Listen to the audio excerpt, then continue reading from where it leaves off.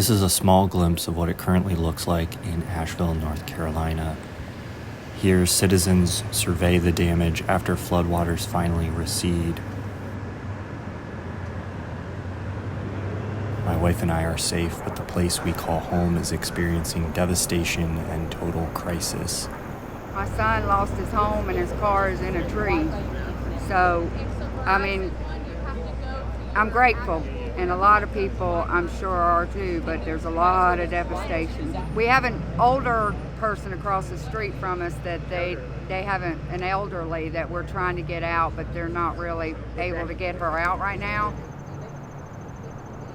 I was here 2 days ago, the day after the hurricane, when the Swananoa River Road dam broke, and there's a house just below this bank, and there was a guy trying to save an old woman, and he was yelling out for help from down the railroad tracks, and it's a ginormous bank. There's no way you can get down to it, and the dam broke, and then all the water came and it washed the house away, washed the guy away, washed the kids who were on bicycles away.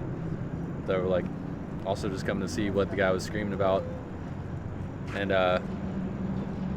then watch the house go all the way down the river until I couldn't see anymore. Other than that, just seen a lot of trees down, damaged buildings, power lines everywhere, cars and ditches. No food, no water.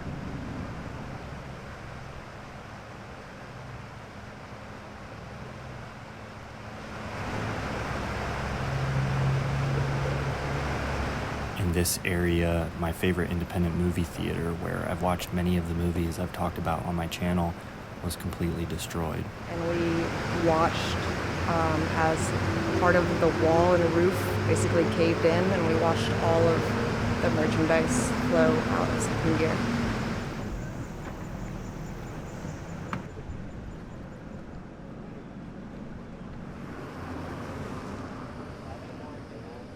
After working to make sure all my friends and family were safe and supplied with what they need, I'll be working over the coming month to document this disaster and tell the stories of those who are experiencing it. Here, a father explains to his children where the floodwaters reached at their highest.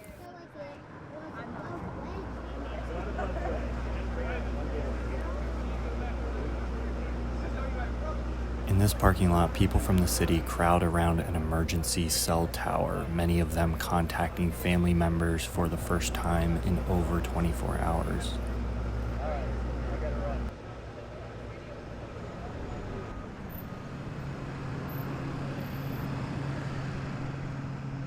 Work crews have begun the arduous process of restoring power and water, but estimates are weeks to days. Everywhere you look, trees block roads or lay over power lines.